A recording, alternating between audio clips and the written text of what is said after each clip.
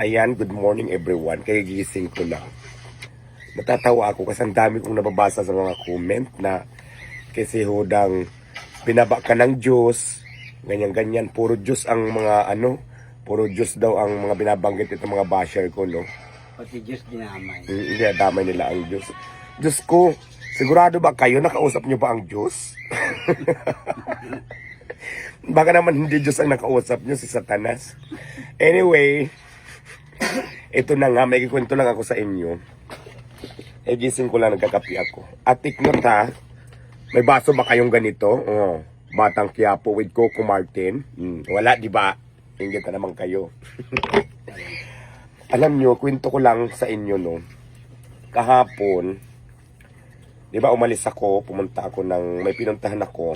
Alam nyo na, nakita nyo yun sa vlog. Tapos pumunta ako ng Makati may nag-iaya sa akin mag-firing. Parang gusto ko rin naman ma-experience yung firing. Yung magpaputok ka. Nagpunta kami. May sinasaklob. May sinasaklob na ganun. Tapos mayroon pang goggles. Goggles matawag doon yung ganun. Diyos ko siguro, kasi kapit na kapit sa tainga yung pag ganun, may hikaw ako. Nawala yung isa kong hikaw. Doon nawala sa Jetro kasi dapat sa Amscore kami magpa-firing. Kaya lang, na-cut off na sila. Pagdating namin, kaya lumipat kami doon lang sa katabi yung Jetro. Doon siya nawala. Sana naman mabalik. Ano yan siya? 18K gold. Yung isa lang yung nawala. Yung isa nandito na katabi. Ikano halaga nun, ma? Ang halaga nun, na-vlog ko yan eh. Kasi 2.1 yan dalawa. Siguro nasa 7.5 yung isang piraso. Sayang no? Pero sana mabalik. Tapos ito pa, parang hindi maganda yung ko kahapon. Kasi pag alis ko pa lang, alam nyo ba, doon sa may doon bago Cavitex, doon sa may kawit sa unahan, doon sa may stoplight, paglabas mo ng Cavitex toll gate na, Diyos ko, may nabundol ako. Nagbayad ako ng 5,000. Maliit lang naman yung yung bangga, konting UP lang sa likod, nabundol ko siya. Tapos syempre, alam mo na, nagbayad na lang din ako ng 5K kasi para hindi na kami maabala pareho kasi paras kami may lakad. Pero doon sa 5K na binigay ko, panalo pa siya doon kahit nga siguro siya na lang ang kunti lang naman yung nayupi ng kotse niya. So ganun yung nangyari. Sabi ko, ay parang hindi ko araw kahapon. Tapos, yun na nga, imbes na hindi pa sana ako uwi ngayon, kagabi, umuwi na ako dito kasi sabi ko, ay parang hindi magandang araw ko. Kaya umuwi na lang ako, natulog ako. Kaya bagong gising ako ngayon, wala lang.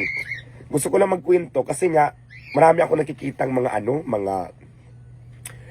basher na nag-comment doon sa post ko. Di ba mayroon akong pinost na cart challenge naman ako, nandito ngayon. Nag-picture ako, sabi ng mga basher ko ng mga Inglaterra. Ayan, karma na yan sa'yo, binaba ka na ng Diyos.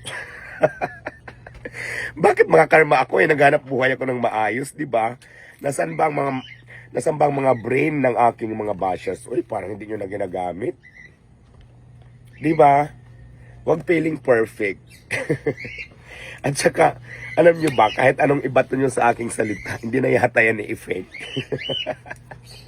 Sa tibay na ng pinagdaanan ko, sa sobrang dami ng pinagdaanan ko, pinagtibay na yata ako ng panahon.